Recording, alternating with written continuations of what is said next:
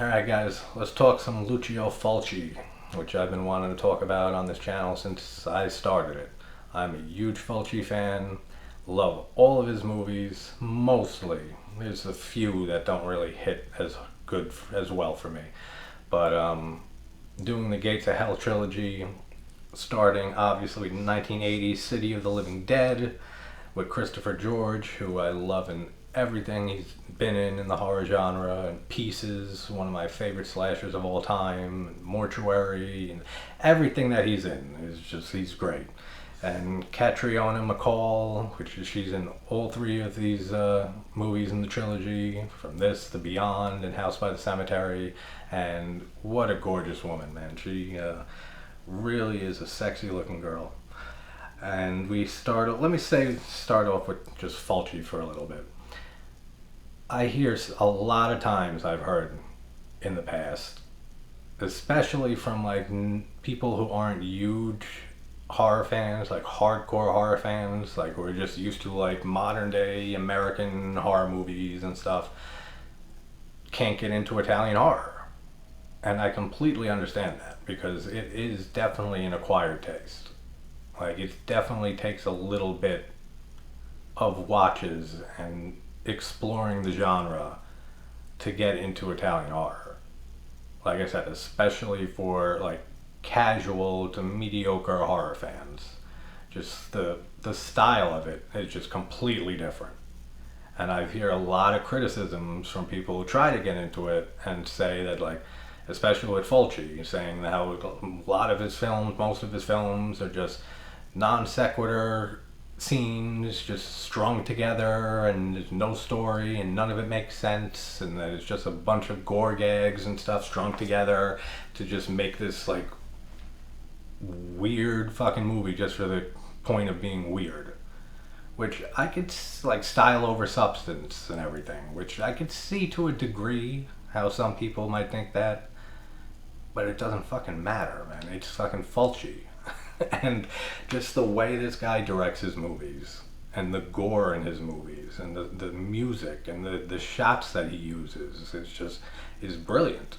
And there's some movies of his that a decent amount that I'll be watching for the whatever amount of time, and I'll still be like, I have no idea what the fuck's going on right here. Like, I have no idea what this scene is about or anything, but it doesn't matter. Like it's like a lot of his movies, especially like The Beyond, which is my favorite Fulci film ever, are just, they're like fever dreams. They're like just totally surreal, and like I like the way that he shoots his films just makes you feel like you're in a dream. And he's so fucking good at doing that. Like so fucking good at just making you feel uneasy the entire time and just questioning what's going on, even if some of it doesn't make sense at all.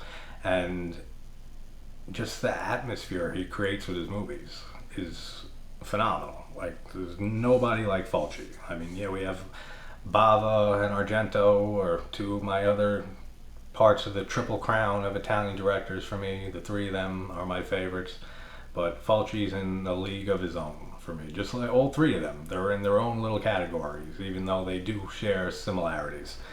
But we have the whole seance scene at the beginning with the priest hanging himself that Mary sees in her visions, and he's fucking creepy, man, Father Thomas. I mean, just for just a little bit of makeup put on this actor, like with the red under his eyes and stuff, and like the pale skin, like not a lot of makeup or anything on him, but he still looks creepy as shit in this movie, and they do a great job making him look like threatening and just evil and just like supernatural, and like just everything about the way that they made him up. He looks really, really good.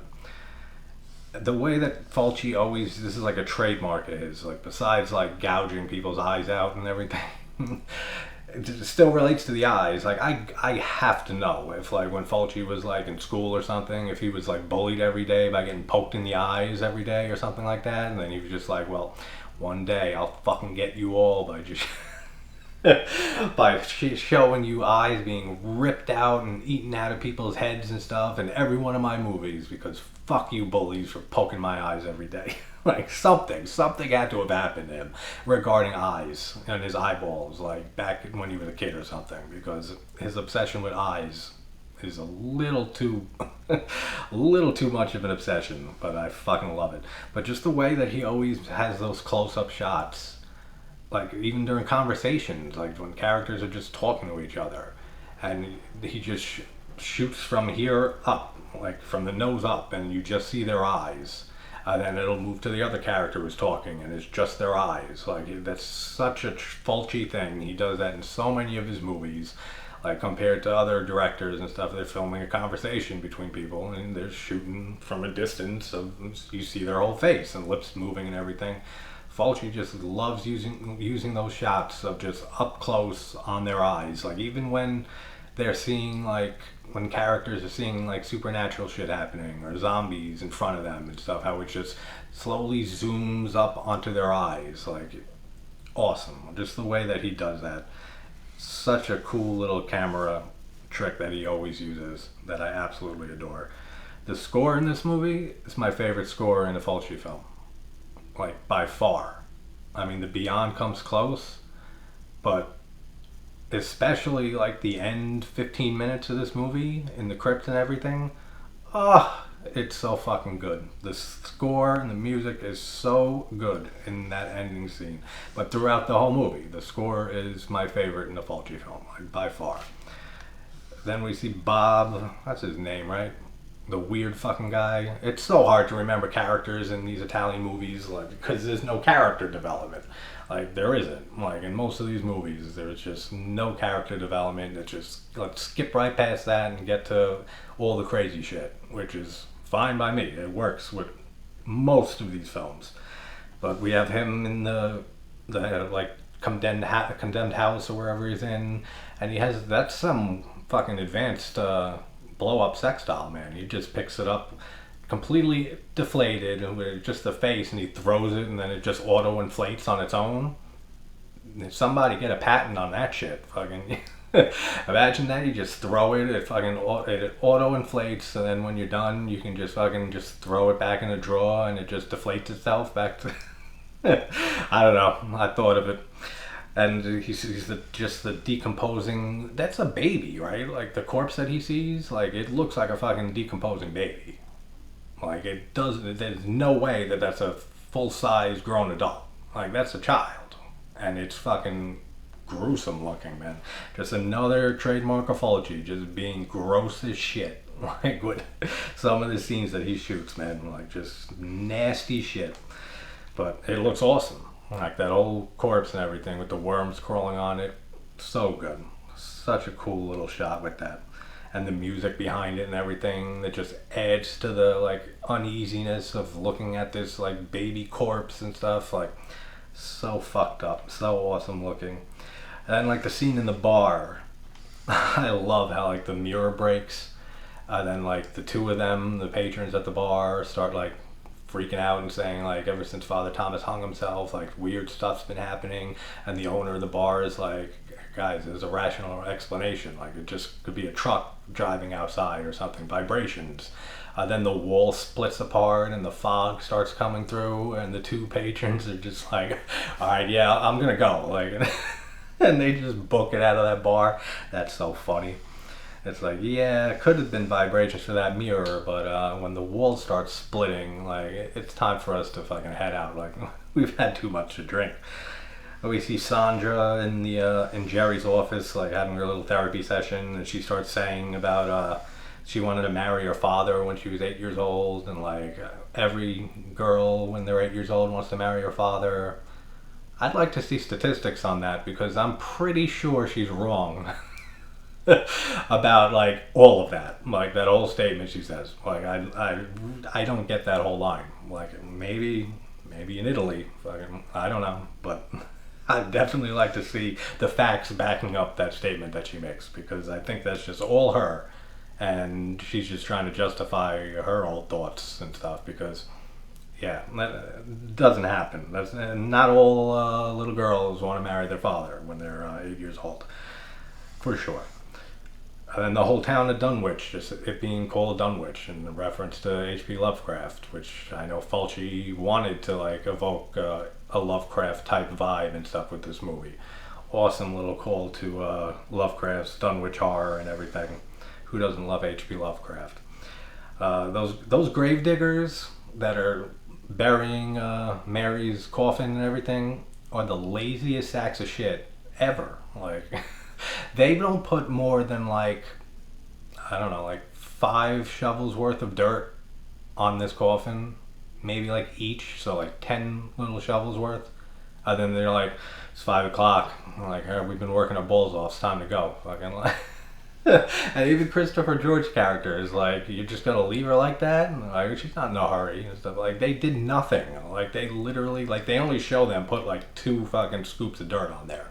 And then it's like a little bit more filled after that. But they didn't put more than like 10 shovels worth of dirt on this coffin. And then it's just 5 o'clock, time to go. Fucking, we'll just leave it like this for the next day. Conveniently, so Christopher George's character, I forget his name unless he's just Christopher George to me, could save Mary and everything and get her out of there. But can you imagine being buried alive? That's gotta be the worst, dude. Like, compared to like, yeah, burning to death and drowning and stuff, sucks. But being buried alive, especially for people who don't like confined spaces and everything, I mean, like, I don't know anyone who does. Who would like being inside of a coffin in a confined space that small, but like, dude, for people who are claustrophobic, that's got to be the worst way to die. Just like being buried alive in a coffin, not being able to breathe until you just fucking die, like, and just knowing there's no way out of it. Like, you know that you're buried, you know no one's coming to get you. Why they got rid of those bells that they used to use back in the day so people would ring them if they were like buried and they were still alive, they should still have those fucking things today, man. Like, you don't hear many people get buried alive like that today, but just in case, like, just in the small chance that it happens, those bells, if I ran cemeteries, that shit would be on every fucking grave, everywhere. Fucking just bells everywhere. When the fucking wind blows, it would be like just this avant-garde fucking music of bells ringing all over the place. Are you kidding? I'm not getting buried alive. Fuck that. And that whole scene, though, with her, with Christopher George hearing the sounds of her banging on the coffin and like, oh, dude, something with fingernails just always gets me. Like when she's clawing at the fucking coffin and the blood is coming off because like her nails are breaking. Like, oh, that's fucking hard to watch, man.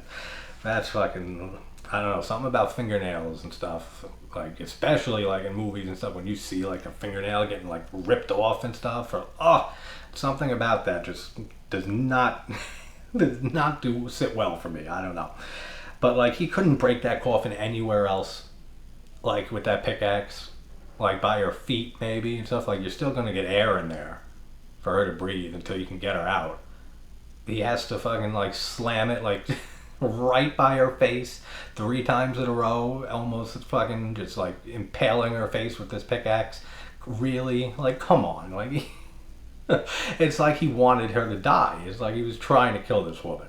Like, you couldn't just do it anywhere else on the coffin, like just by her feet, even if she gets hit. I mean, she just gets stabbed in the foot or leg or something like that. It's not going through her fucking face and killing her. But that whole scene is tense as shit. Like, just the way that Fulci, just the tension that he creates, so fucking masterful, man. Like, so good.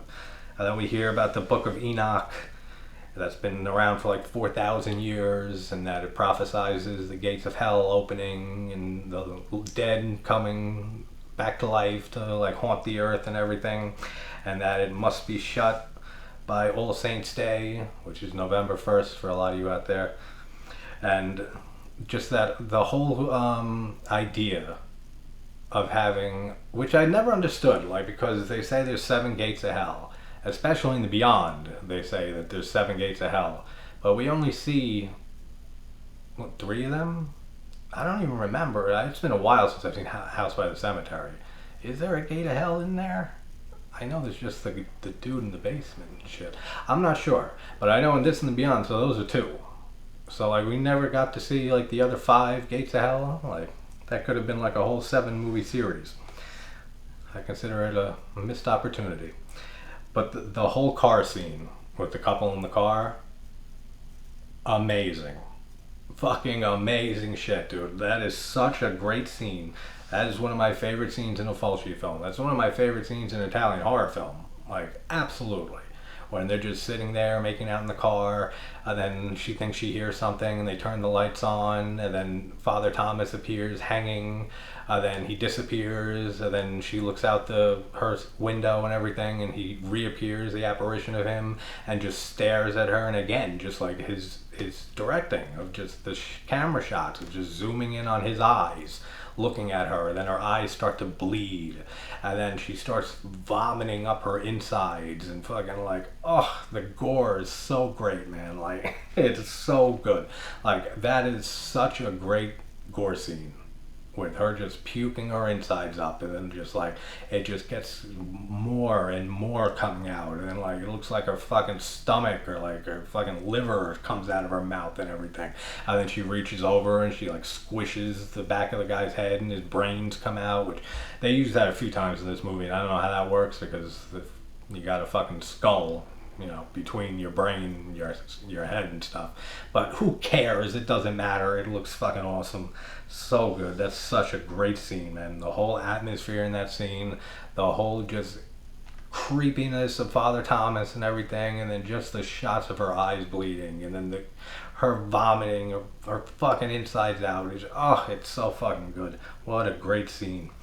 Then I love the way that Christopher George delivers this line. It always cracks me up. I don't know if it's just me, but when like they're like looking at the map on the side of the road, him and Mary, and she's like, "I'm hungry." And he's like, "Good, there's a lollipop in the glove box." I don't know, man. Maybe it's just me. I find that hysterical. Just the way he delivers that line. Like, there's a lollipop in the glove box. That's so fucking funny. John, a little kid, he's got a lot of giant stuffed animal dogs in his room. I don't know. Just an observation for you. And then him seeing his sister Emily in the closet and stuff. And the zombies in this movie, they look great. Like, I've heard people knock on this movie and the Beyond for like the zombie makeup and stuff like that. Fuck you. I think they look fucking great. Like, they just have such a unique, weird, eerie fucking look to them. Like, it doesn't have to look like hyper realistic or anything like that. Not that there even is a hyper realistic for what a zombie should look like, because they don't fucking exist that we know of. But just the way they look in this movie and the Beyond, so they look awesome. Such good makeup effects and stuff on the zombies, and him seeing his sister Emily and stuff in the closet, just awesome shots. Such good shots in that. Then again with the eyeball thing, like even Sandra's rhino painting has like a deformed, like huge ass eye on the rhino that she's painting. Like, I just noticed that this rewatch, but Fulci can't do anything with eyes without it being not normal. Like, whether they're just fucking weird looking eyes, or too big eyes on a rhino painting, or eyes being ripped out or poked out or bitten out, or he can't do it. He can't just film normal eyes, except for like during conversations and stuff like I mentioned earlier. But yeah, that rhino painting's creepy as shit. That weird fucking eye on it. And then like the blood oozing out of the walls and stuff in Sandra's house when Jerry and her are there. That's a great shot too. There's just so many. It's so hard to talk about Fulci's films because of what I said earlier, that it is in a way style over substance. So it's hard to talk about like the plot, because most of the plots are so thin in his movies, and a lot of it is just the way things are shot and the gore and just like specific scenes in general. But God, they're so fucking good, man. I don't know how people don't love Fulci to death. The scene with Mr. Ross drilling through, his name was Bob, the creepy dude. I wrote it down. When he's sleeping in the car, and Anne, I think her name was, the daughter, comes and like is about to smoke a joint with him, and Mr. Ross, the father, comes out, and Dude, what a great scene this is with the fucking drill. And just that, like the way that, and this is for a lot of Italian directors, like they know how to make tension out of like kill scenes like that much better in my opinion than like slasher films and stuff in American slasher films. Like you see a lot, most American slasher films, Friday the 13th and all the lesser known ones from the 80s and stuff, with all the kill scenes and stuff. Like perfect example is like Crispin Glover's death in Friday 4, when he just gets the corkscrew through his hand real quick, and then the cleaver right to his face, and then it cuts. Like the way Fulci films the death scenes and kill scenes and stuff in his movies, that like when he throws Bob onto the table and stuff, and then it's just showing the shot of the drill, and then it's back to Bob's face like in terror about what's about to happen to him, and then it shows like Mr. Ross's face like all sadistic and shit, like he's just snapped, then back to the drill as it's getting closer, and then back to Bob's reaction, and then back to the drill, and then back to the and then back, like the tension that creates is so fucking good, because you know it's coming. You know you're about to see some gnarly shit. But the way that it's dragged out a bit just adds to it so much, like in my opinion. Like it's so good.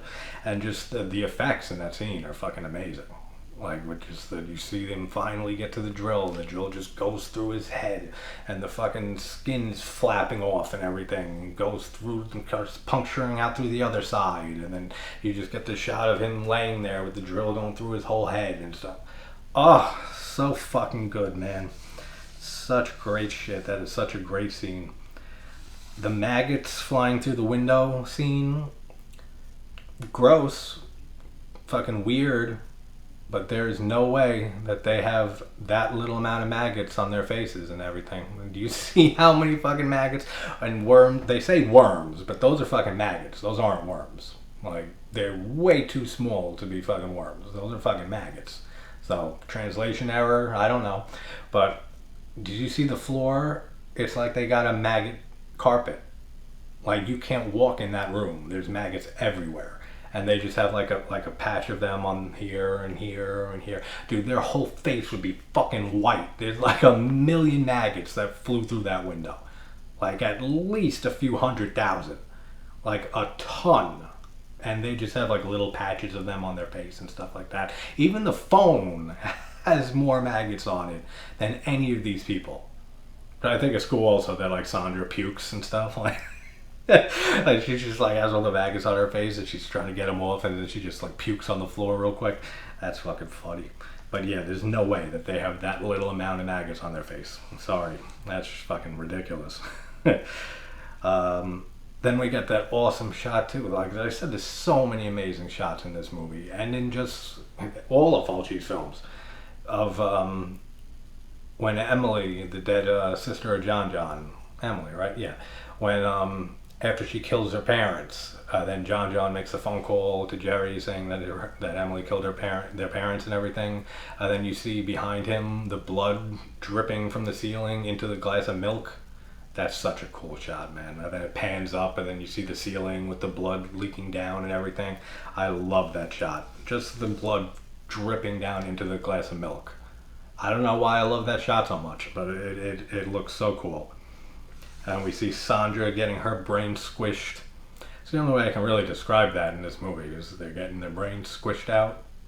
And again, there's a skull there, so I don't know how that works. Maybe they're just so strong that they just break through the skull. Again, it doesn't matter. Like, none of this makes sense if you look at it, or try to look at it even, from a logistic standpoint or a logical explanation or anything like that, and it doesn't matter. But poor fucking John, man, this kid has been through some shit in this movie. He loses his sister, and now he's lost his parents. Now he just saw this like other like mother figure of his, Sandra, get her fucking brain destroyed in front of him, and sees his dead sister again. I feel so bad for John. Then like the whole scene with the bar patrons and stuff that are eating and stuff while the radio broadcast is going on, and like you just see like two of them dead already, and you see one of the zombies like eating the other one's like whatever part of his body, I don't remember. But like with just that scene with the radio broadcast in the background. Awesome. Such a cool scene. The entire last 15 minutes of this movie in the crypt is one of my favorite endings in an Italian horror film ever. Like ever. Just the setting, the set dressing, just with the skeletons and stuff, and like the ceiling of the crypt, and with the zombies coming out everywhere, and just the fucking tone and the atmosphere and the feel of that whole last 15 minutes. So fucking good. And then we see Christopher George brains get squeezed out, and the rats are eating his fucking brains and stuff. So awesome. So fucking gross. So fucking Fulci. And then just the score, man. Like I said in the beginning, it's my favorite score in a Fulci movie. The end score here is phenomenal. Excellent. Like, so fucking good. With the, like, once the fucking the zombie hand like reaches out of the ground, and then it's just the bass drum starts, like, then the synthesizers come in, and then the fucking harmony synthesizers go over it. It's so fucking great, man. I love that score so much. What a brilliant piece of music. It fits so well with the ending of this movie. And then we have Father Thomas appears and everything, is staring at Mary's eyes, and her eyes start bleeding and everything. Looks so awesome again, the way that they make the bleeding eyes in this movie. And Jerry ends up stabbing him with the cross, and all the zombies burst into flames and start fucking burning apart and collapsing into ashes and everything as the music's playing. Like, how do you not fucking love that scene? Like, this whole ending scene.